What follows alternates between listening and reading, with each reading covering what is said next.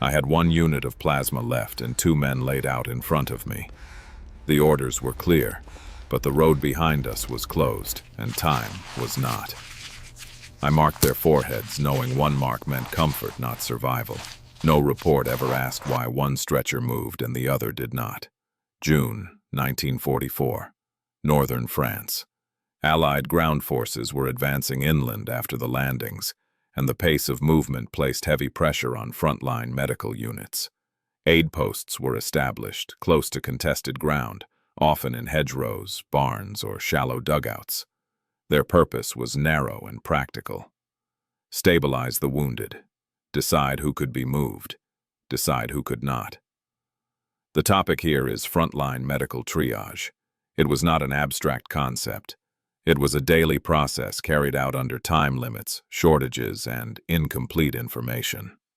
The individual at the center of this account was a trained field medic attached to an infantry battalion operating several kilometers from the coast. His name appears only intermittently in surviving paperwork. His role, however, was recorded repeatedly. He worked with a small team, 1 stretcher bearer, 1 assistant with limited training. Supplies were carried forward in canvas packs: bandages, morphine syrettes, plasma, scissors, and notebooks. The aid post shifted as the line moved, sometimes twice in a day. At first, the work followed established routine. Wounded men arrived in uneven intervals. Some walked in. Others were carried. The medic checked airways, controlled bleeding, applied pressure dressings, marked foreheads with grease pencil symbols indicating treatment given. Each action followed training received months earlier. This early signs of strain appeared quickly. Casualty flow did not match expectations.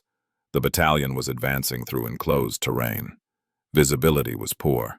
Contact was frequent but unpredictable. Wounds were often complex. Shrapnel mixed with soil. Delayed retrieval increased infection risk. Evacuation was inconsistent. Vehicles were delayed by damaged roads and congestion. At times, the aid post became a holding area rather than a transit point. The medic recorded times and conditions as instructed. He also began making small adjustments, reusing bandages when necessary, diluting antiseptic solutions, extending intervals between morphine doses. By the 3rd day inland, casualty numbers rose sharply. A local counterattack caused concentrated losses within a short period. Stretcher bearers arrived continuously for nearly 2 hours. The aid post space filled, noise increased, movement became restricted. The medic was forced to shorten assessments.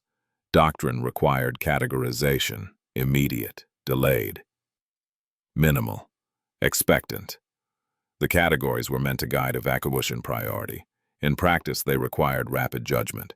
The medic applied them as best he could. Severe bleeding received priority. Airway compromise followed. Head wounds were difficult.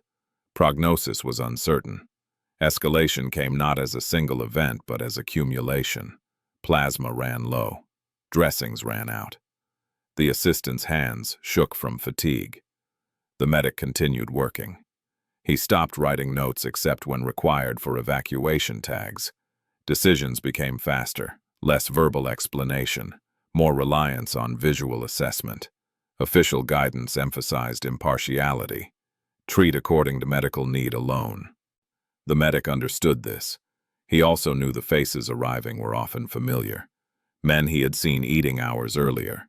Men who had helped carry supplies. The boundary between professional procedure and human recognition became thin. Late that afternoon, evacuation stalled completely. Shelling along the access road forced vehicles to halt. The aid post could not move casualties forward. The medic adjusted again. He converted space into resting areas, placed the most severely wounded closest to cover.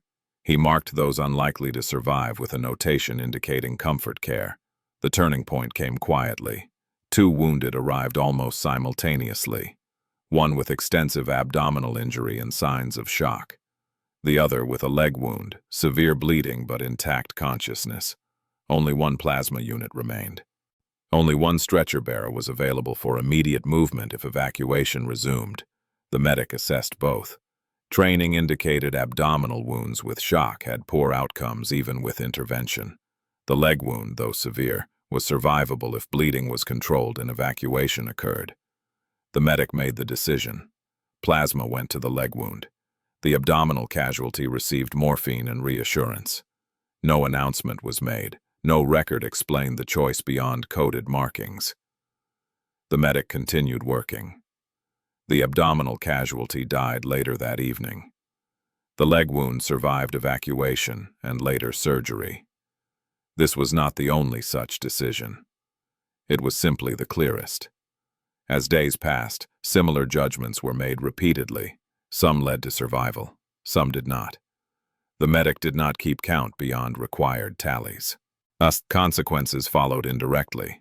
A supervising medical officer inspected the aid post days later. He noted discrepancies in plasma usage and triage markings. He questioned the medic briefly. The explanations were factual. Supply constraints, evacuation delays. The officer recorded the information without comment. Institutional response was limited. Reports focused on aggregate outcomes, survival rates, evacuation times. Individual triage decisions were not reviewed unless errors were extreme. The medic was neither commended nor reprimanded. After the advance moved on, the aid post was dismantled. The medic was reassigned temporarily to a rear area for rest. He wrote no personal account. Later records show continued service through subsequent operations. The silence referenced in the title was not imposed externally, and it was procedural. Decisions made at the aid post level rarely entered formal histories. They were absorbed into statistics. The medic carried knowledge of each choice without formal outlet. Post-war medical manuals refined triage concepts. They incorporated lessons learned. They did not reference individual experiences. The medic returned to civilian life after demobilization. Employment records indicate work in a hospital setting. No public testimony is associated with his service. Frontline medical work required constant selection under pressure. It relied on training but demanded adaptation. The cost was borne quietly by those making decisions and those affected by them. Documentation remained sparse by design. This story reflects one role among many, and it represents a system functioning under strain rather than a singular act of heroism. The medic's choices were neither unique nor celebrated. They were necessary within constraints. Understanding these roles adds depth to the study of wartime operations. It clarifies how outcomes were shaped not only by strategy and firepower, but by individual judgments made far from command centers. If you value careful examination of overlooked wartime roles, consider subscribing to support further documented accounts.